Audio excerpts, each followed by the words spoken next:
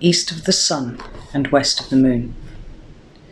Once upon a time there was a poor husbandman who had so many children that he hadn't much of either food or clothing to give them. Pretty children they all were, but the prettiest was the youngest daughter, who was so lovely there was no end to her loveliness.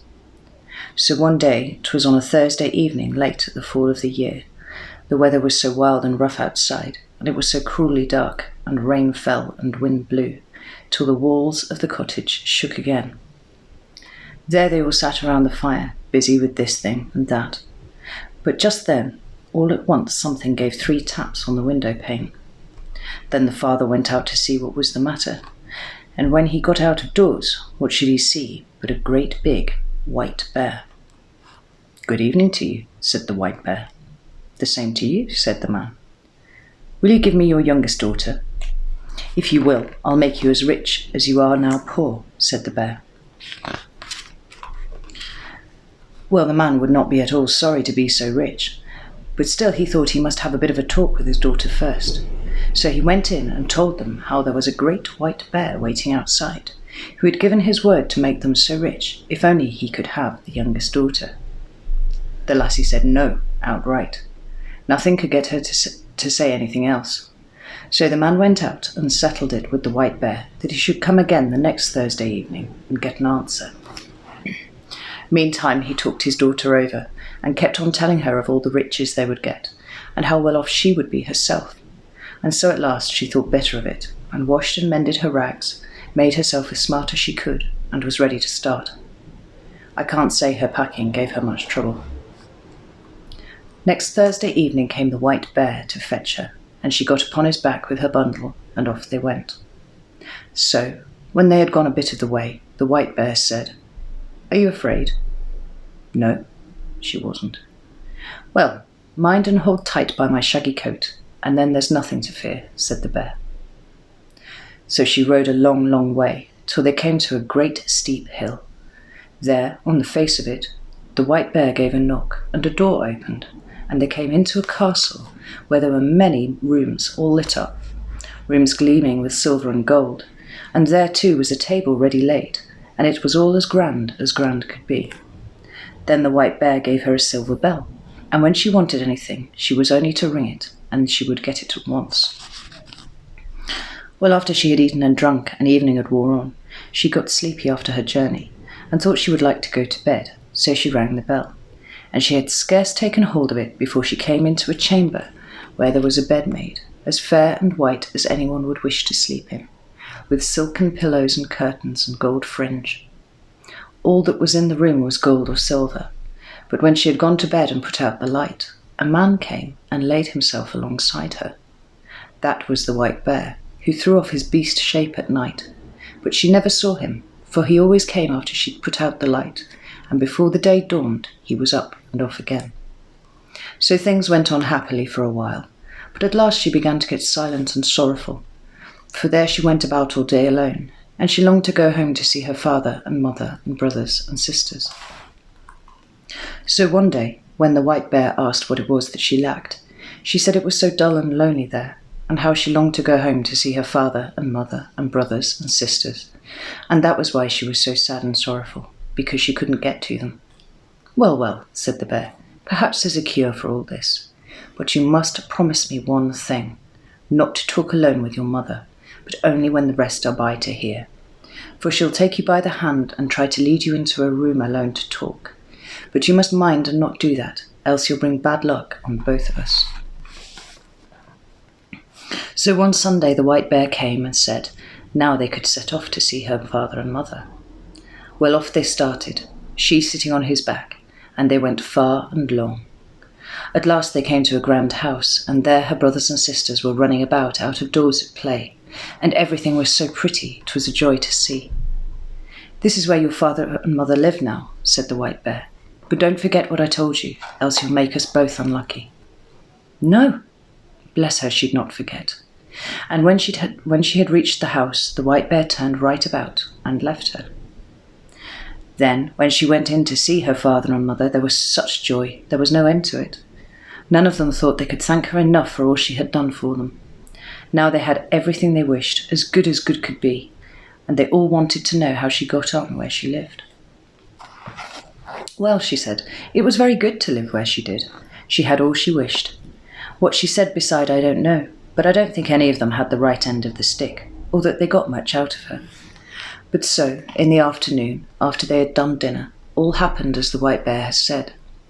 Her mother wanted to speak with her alone in her bedroom, but she minded what the White Bear had said, and wouldn't go upstairs. Oh, what we have to talk about will keep, she said, and put her mother off. But somehow or other, her mother got around her at last, and she had to tell her the whole story. So she said how every night when she had gone to bed, a man came and lay down beside her as soon as she had put out the light, and how she never saw him, because he was always up and away before the morning dawned, and how she went about woeful and sorrowing, for she thought she should like to see him, and how all day long she walked about there alone, and how dull and dreary and lonesome it was. My, said her mother, it may well be a troll you slept with, but now I'll teach you a lesson how to set eyes on him. I'll give you a bit of a candle, which you can carry home in your bosom. Just light that while he is asleep, but take care not to drop the tallow on him. Yes! She took the candle and hid it in her bosom, and as night drew on, the White Bear came and fetched her away. But when they had gone a bit of the way, the White Bear asked if all hadn't happened as he had said. Well, she couldn't say it hadn't. Now mind, said he, if you have listened to your mother's advice, you have brought bad luck on both of us, and then all that has passed between us will be as nothing. No, she said, she hadn't listened to her mother's advice. So when she reached home and had gone to bed, it was the old story over again. There came a man and lay down beside her. But at the dead of night, when she heard he slept, she got up and struck a light, lit the candle and let the light shine on him. And so she saw he was the loveliest prince one had ever set eyes on. And she fell so deep in love with him on the spot that she thought she couldn't live if she didn't give him a kiss there and then. And so she did. But as she kissed him, she dropped 3 hot drops of tallow on his shirt, and he woke up. What have you done? He cried. Now you have made us both unlucky. For had you held out only this 1 year, I had been freed.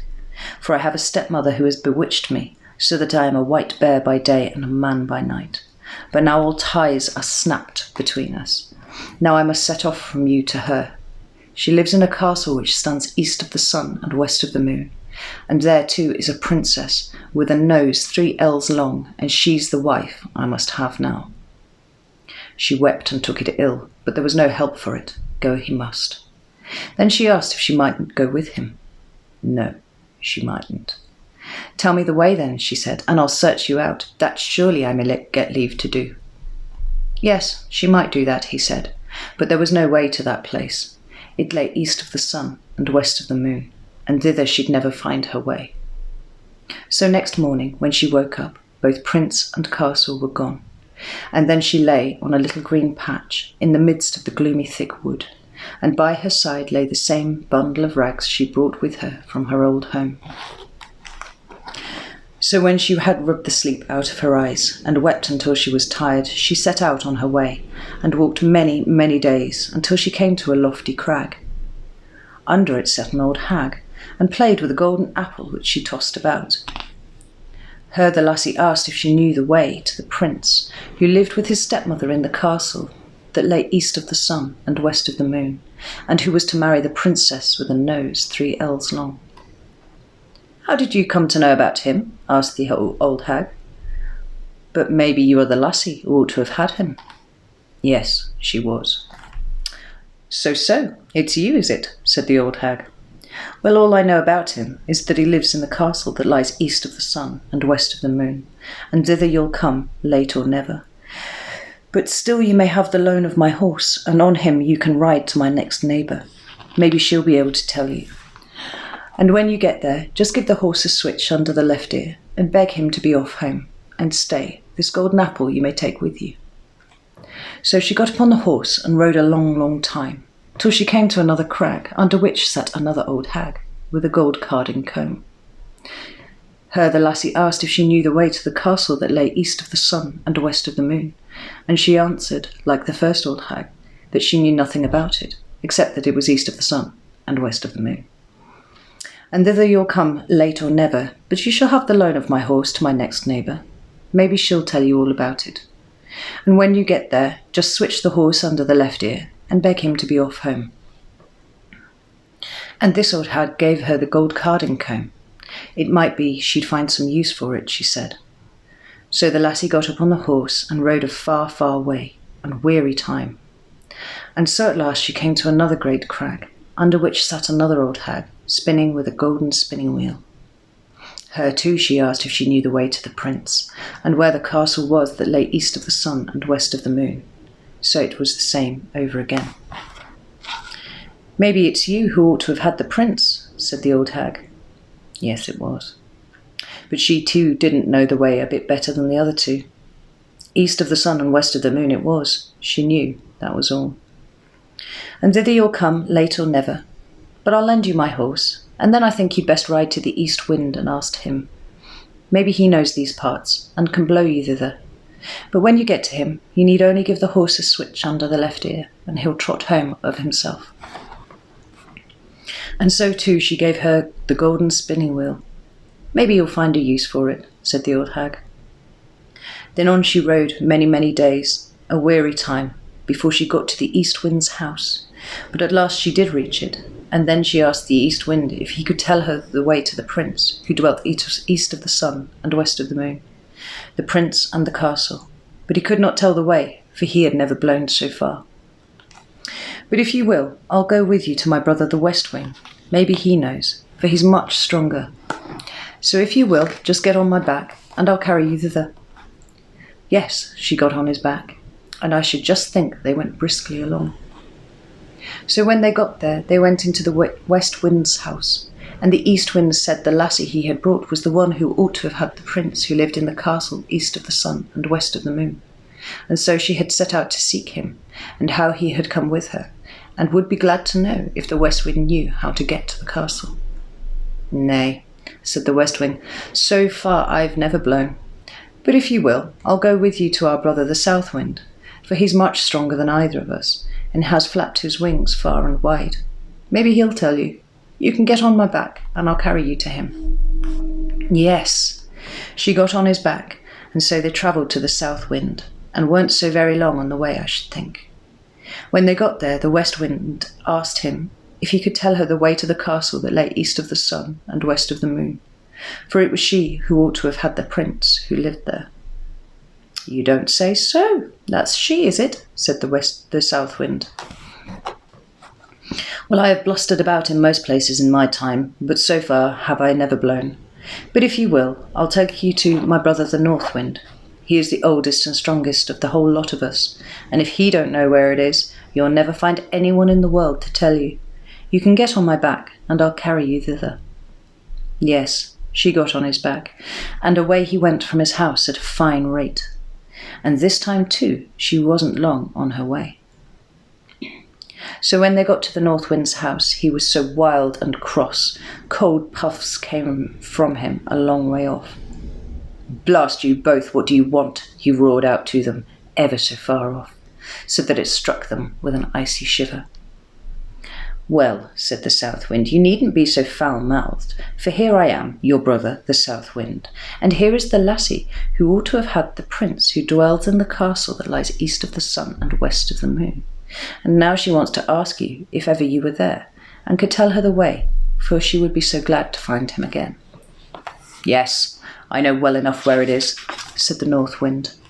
"Once in my life I blew an aspen leaf thither, but I was so tired I couldn't blow a puff for ever so many days after. But if you really wish to go thither, and aren't afraid to come along with me, I'll take you on my back, and see if I can blow you thither." Yes, with all her heart. She must and would get thither if it were possible in any way, and as for fear, however madly he went, she wouldn't be at all afraid. "Very well then," said the North Wind, "but you must sleep here tonight, for we must have the whole day before us if we are to get thither at all." Early next morning the North Wind woke her, and puffed himself up, and blew himself out, and made himself so stout and big, 'twas gruesome to look at him. And so off they went up through the air, as if they would never stop till they got to the world's end. Down here below there was such a storm.